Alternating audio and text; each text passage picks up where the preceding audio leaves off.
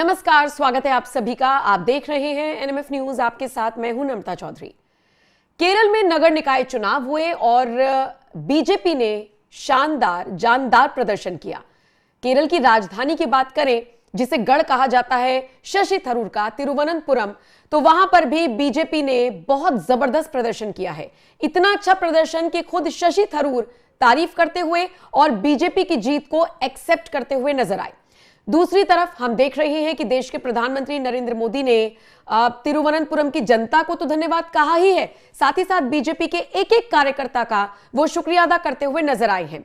और इन सब के बीच एक और बड़ी खबर ये कि लेफ्ट के जितने भी नेता हैं, जितने भी वामपंथी दल के नेता हैं, वो सब अब कांग्रेस को निशाने पर ले रही हैं। इस हार का ठीकरा भी कांग्रेस पर फोड़ा जा रहा है। तो आज इस वीडियो में यही समझने की कोशिश करेंगे कांग्रेस का क्या होगा। अब केरल जैसी जगह पर भी अगर कांग्रेस पर वामपंथी ठीकरा फोड़ेंगे हार का, तो भैया भी तो बहुत सारी जगहों पर इलेक्शंस होने हैं। आने वाले वक्त में क्या होगा। मेरे साथ मेरे वरिष्ठ सहयोगी पंकज प्रसून जुड़े हुए हैं। पंकज जी, एक कहावत है, लेकिन मुझे लगता है कि बेइज्जती हो जाएगी, इसलिए नहीं बोलनी चाहिए, लेकिन समझने वाले समझ गए होंगे। कांग्रेस ना इधर की रही ना उधर की रही, एक एक करके सारे दल उसका साथ छोड़ रहे हैं। आपने शुरुआत किया केरल से, और मैंने आज सुबह सुबह ही एक तस्वीर देखी कि पूरे कांग्रेस में केरल के रिजल्ट को देखकर सिर्फ एक आदमी के अच्छे दिन आए हैं और वो फील गुड महसूस कर रहा है। और वो दिखा भी रहा नाम है। नहीं लूंगा, हाँ नाम नहीं लूंगा, दर्शक समझ गए, हमारे दर्शक इतने प्रबुद्ध हैं। दूसरी तस्वीर मैंने एक और देखी, तिरुवनंतपुरम में कांग्रेस की हार और बीजेपी की जीत के बाद एक वीडियो वायरल हो रहा है जिसमें पीछे लाल झंडा लगा हुआ है और लोग गा रहे हैं, श्री राम जानकी बैठे हैं मेरे सीने में। तो जहां पे कांग्रेस हार रही है, वहां पे लेफ्ट इस बात की खुशी मना रही है कि चलो कांग्रेस गई, और जहां लेफ्ट हार रहा है वहां कांग्रेस इस बात की खुशी मना रही है कि अच्छा वो हार गए। इन दोनों में राइवलरी है ना वहां पे। और बस इसी तरह करते करते 1000 वार्ड में बीजेपी की जीत हुई है।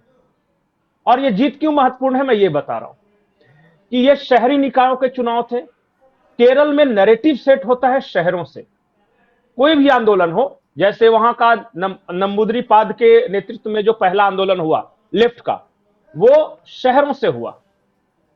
उसके बाद जब कांग्रेस का राष्ट्रीय आंदोलन चल रहा था अंग्रेजों के खिलाफ, तो वो भी शहरों से हुआ। शहरों में जो चीज आज नैरेटिव बनता है, कल को वो गांव में एस्टेब्लिश होता है। ये केरला का एस्टेब्लिश पैटर्न है। जब भी चुनाव आएगा ना केरल में, तो हमारे यहां की तरह नहीं कि गांव में है वो कास्ट समीकरण चलते हैं, शहरों में है मिडिल क्लास का एक अलग मुद्दा चलता है, वहां नहीं। वहां उल्टा होता है, वहां जो शहर अपनाता आज है, फिर गांव बाद में अपना लेता है। तो 1000 वार्ड, इसका मतलब यह है कि the gods own country has started rising. भगवान का अपना बनाया हुआ देश अब भगवान की राह पे चल पड़ा है, पद्मनाभन स्वामी की राह पे चल पड़ा है। और वहां पे सबसे ज्यादा इस राजनीति का दुष्परिणाम जो हुआ था वो भगवान पे ही हुआ था, क्योंकि सबरीमाला विवाद, पद्मनाभन स्वामी का दरवाजा खोलना, और एक से एक मंदिर हैं। बहुत सारे लोग ये सोचते होंगे कि केरल या तमिलनाडु के लोग हैं वो हिंदुओं के खिलाफ हैं, हिंदुत्व के खिलाफ हैं। लेकिन उन लोगों की जानकारी के लिए मैं बता दूं कि भारत में सबसे ज्यादा मंदिर तमिलनाडु में है। और अगर पर स्क्वायर किलोमीटर एरिया की बात करें तो सबसे ज्यादा मंदिर केरल में है। और सबसे ज्यादा अगर कमाई किसी राज्य के मंदिरों में से होती है तो वो भी दक्षिण के ही मंदिर हैं। आपने कहा पंकज जी कि वहां के लोगों को ऐसा लगता है, लेकिन मुझे ऐसा लगता है कि सनातन और जो सनातन को फॉलो करते हैं उनको भी बांटने की कोशिश राजनेताओं द्वारा की गई है। अगर आप साउथ में जाएंगे, बहुत पूजा पाठी लोग हैं, मतलब तिलक लगाकर निकलना। हमसे तो, नॉर्थ वालों से तो बहुत ज्यादा नारियल वो लोग चढ़ाते हैं, लेकिन बांटने की कोशिश कैसे की गई कि उन्हें दिक्कत है, नॉर्थ वालों से, उन्हें हिंदी बेल्ट से दिक्कत है। मैं आपको एक बात बताऊं, हिंदी बेल्ट से दिक्कत की बात, चलिए आपको पता है कि बनारस और बद्रिका धाम में सबसे ज्यादा टूरिस्ट कहां से आते हैं? साउथ से।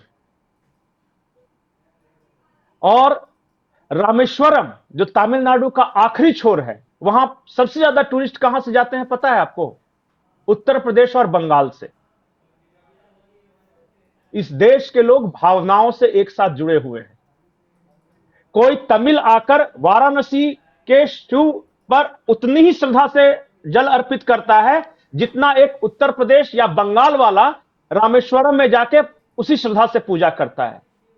और यह भावनात्मक जुड़ाव जब तक है तब तक भारत है, तब तक हिंदुत्व है, तब तक हिंदुस्तान है। सही बात है। और अब एक और बात बताइए जी मुझे। पंकज जी, हम देख रहे हैं कि केरल में पिछले कुछ वक्त से बदलाव है। मुझे उस अधिकारी का नाम याद नहीं आ रहा, पर हमने चर्चा की थी, एक पूर्व अधिकारी जो जुड़े हुए तो थे आरएसएस के साथ, लेकिन वो क्रिश्चियन जो थे, जिन्होंने ये कह दिया था कि अब मैं फुल टाइम आरएसएस को दूंगा। वो केरल से ही थे। ये बदलाव होना, क्या मैं ये मानकर चलूं कि ईसाई जो हैं वो इतने परेशान हो गए वहां पर जिहादियों से, जिहाद वाली घटनाओं से, कि वो बीजेपी की तरफ रुख कर रहे हैं? इसका कारण है, आप में से बहुत सारे लोगों को यह बात पता भी होगी कि लव जिहाद नाम का जो शब्द है ना, वो सबसे पहले केरल के चर्च से निकला था। और उन्होंने बकायदा सबसे पहले रिपोर्ट बनाई थी कि कैसे क्रिश्चियंस और हिंदू लड़कियों को इंट्रैप किया जा रहा है और उन्हें खाड़ी देशों में भेजा जा रहा है जिहाद के लिए। और उसमें सीरिया भी था, अफगानिस्तान था। पहली रिपोर्ट आई थी। उसके बाद ये केरला हाई कोर्ट में यह मामला गया। केरला हाई कोर्ट ने बकायदा यह एक्सेप्ट किया था कि लव जिहाद होता है। तो पहली लड़ाई उन्होंने शुरू की। और मैं आपको एक बात बता दूं कि दुनिया भर में जहां लड़ाइयां चल रही है ना, तो ईसाई बनाम मुस्लिम, कहीं भी आप देख लीजिए, पूरे यूरोप को देख लीजिए, अमेरिका को देख लीजिए, अरब में भी जाके आप पता कीजिएगा तो एक देश है लीबिया, लेबनान। चलिए लेबनान में आपको बात कर रहा हूं, इजराइल के बगल में है, तो इजराइल से जो सटा हुआ इलाका लेबनान का है, वहां ईसाई बहुसंख्यक हैं, इसलिए वो इलाका लड़ता है। और जो उत्तरी भाग में है वहां पे मुस्लिम है। तो पूरी दुनिया में लड़ाई किसके किसके बीच है? तो क्रिश्चियंस बनाम मुस्लिम। भारत में भी सबसे पहले लड़ाई लव जिहाद वगैरह का छेड़ा किसने? क्रिश्चियंस बनाम मुस्लिम। और केरला की बात करूं तो केरला में एक जगह है, उस गांव में क्या है कि एक क्रिश्चियन की जमीन थी, उसको वक्फ ने दावा ठोक दिया था कि यह हमारा है, और बड़ा विवाद हुआ। वहां बीजेपी ने एक मुस्लिम कैंडिडेट उतारा और बीजेपी की मुस्लिम कैंडिडेट ने कांग्रेस के मुस्लिम कैंडिडेट को हरा दिया, क्योंकि ईसाइयों ने भर भर के बीजेपी को वोट दिए। केरला मतलब के जो बड़ा बदलाव है। पंकज जी, ये जो नगर निकाय चुनाव हुए हैं केरल में, ये केरल में विधानसभा चुनावों की तकदीर कैसे तय करेंगे भी या नहीं? नहीं, देखिए, इससे यह पता चलता है कि जमीनी स्तर पे किस पार्टी का क्या हाल है। जैसे शहरों में तो पता चल गया कि शहरों में वार्ड सबसे बेसिक यूनिट है। एक वार्ड में जो मजबूत है, इसका मतलब एक बूथ में वो मजबूत है। अगर आप 1000 वार्ड में आज जीत रहे हैं तो समझिए कि हर वार्ड में अगर 2 बूथ है तो आप 2000 बूथ पे जीत रहे हैं। और ये आपका एक बेसिक ग्रासरूट लेवल की डेमोक्रेसी का जो पैरामीटर होता है ना, वो ये है, खास करके शहरों का, क्योंकि शहरी निकाय चुनाव हुए। इसी तरह जब पंचायत के चुनाव होते हैं तो यह पता चलता है कि गांव में किसकी मजबूत पकड़ है। मैं ये नहीं बोल रहा हूं कि बीजेपी वहां बहुत मजबूत हो गई है, लेकिन इट हैज स्टार्टेड। बहुत दिनों से यह संघर्ष करते करते एक आया है बेस पॉइंट, जहां से यह छलांग लगा सकते हैं। यह केरला के लिए वही मोमेंट है जब देश में बीजेपी 2 सीट जीती थी, और उसके बाद हंसते हुए राजीव गांधी ने कहा था कि हम 2 हमारे 2। उन्होंने संसद में मजाक उड़ाया था। तो केरला में आज शुरुआत हुई है 2 सांसदों से, एक राज्यसभा और एक लोकसभा। केरल के लेफ्ट के जो मुख्यमंत्री हैं, उन्होंने हम 2 हमारे 2 कहकर मजाक उड़ाया है। और उसके बाद देखिए कि अगला चुनाव हुआ ये नगर निकाय का, और यहां पे 1000 हो गए। तो ये 2 से 88 वाली यात्रा हो गई है। उम्मीद है कि पूर्ण बहुमत की आज न कल होगा, और इसलिए होगा क्योंकि वहां के समाज के बारे में एक और आपको बात बता दूं कि अब तक केरला का जो क्रिश्चियन समुदाय है वो कांग्रेस के साथ इसलिए वोट दे रहा था क्योंकि उसे लगता था कि सोनिया गांधी क्रिश्चियन है, राहुल गांधी क्रिश्चियन है वगैरह, ये सब एक एसोसिएशन होता है। अब वो निराश है, वो समझ गए ये दगा हुआ कारतूस है, इसके पीछे रहेंगे तो हम भी बर्बाद हो जाएंगे, तो हमें बचाने वाला किसी दूसरे को ढूंढना पड़ेगा। और इसीलिए प्रधानमंत्री नरेंद्र मोदी ने सारे चर्चों के फादर और पास्टर को बुलाया था पिछले क्रिसमस में दिल्ली में, कहा था कि हम आपके हैं, और वहां से यह बदलाव शुरू हुआ है। ठीक है जी। अब देखिए केरल में अभी तो ग्राउंड लेवल पर ही बदलाव होना शुरू हुआ है, बड़े लेवल पर ये बदलाव कब तक होगा भी या नहीं होगा, ये देखने वाली बात होगी। उम्मीद पर दुनिया कायम है, तो बीजेपी को उम्मीदें हैं केरल की जनता से, देखने वाली बात ये होगी। लेकिन हम देख रहे हैं कि जैसे पंकज जी, एबीवीपी का भी मैं जिक्र करना चाह रही थी जाते जाते, उस यूनिवर्सिटी में डंका बजाए जहां पर आप कभी एक्सपेक्ट नहीं कर सकते। आप हैदराबाद यूनिवर्सिटी में आप एक्सपेक्ट नहीं कर सकते, पंजाब में आप एक्सपेक्ट नहीं कर सकते, लेकिन हुआ है। नहीं, ये जो जिस यूनिवर्सिटीज का आप नाम ले रहे हैं, वहां लोग बीजेपी के नाम से नफरत करते थे।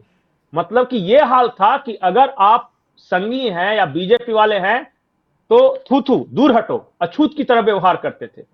और सोचिए कितना पेशेंस के साथ लोगों ने वहां काम किया होगा कि आज वहां पे जीते हैं। आप केरला की बात कर रही थी या क्रिश्चियंस की बात कर रही थी, मैं आपको बीजेपी के बहुत बड़े बड़े नेता केरला में जो आज जिनको बीजेपी ने ग्रूम किया, जैसे पीसी जॉर्ज, अनिल एंटोनी, ये बीजेपी के सारे तमाम नेता आज ईसाई हैं। और कांग्रेस का वहां गठबंधन मुस्लिम लीग के साथ है, जिसको ईसाई नफरत करते हैं। इस बात को भी ध्यान रखना होगा। चलिए ठीक है, अब कांग्रेस मुसलमानों को खुश करने के चक्कर में ईसाइयों को नाराज कर रही है वहां, और जो सबको साथ लेकर चल रहा है उसी के साथ जनता जाने की कोशिश करती हुई दिख रही है। बाकी अब ये खबर और ये चर्चा दर्शकों के हवाले। शुक्रिया पंकज जी मेरे साथ जुड़ने के लिए। आप बताइए, जिस तरीके से बदलाव हुआ है, जिस तरीके से भगवा लहराया है केरल में, आप इस खबर को लेकर क्या राय रखते हैं, कितना बदलाव आप देखते हैं और आपका इस खबर पर क्या कहना है, कमेंट सेक्शन में बताइएगा। और बाकी अपडेट्स के लिए आप न सिर्फ हमारी वेबसाइट बल्कि हमारे और बाकी जितने भी प्लेटफॉर्म्स हैं, फेसबुक पर, इंस्टाग्राम पर, ट्विटर पर जाकर भी आप बाकी की अपडेट्स ले सकते हैं। बहुत बहुत शुक्रिया इस वीडियो को देखने के लिए।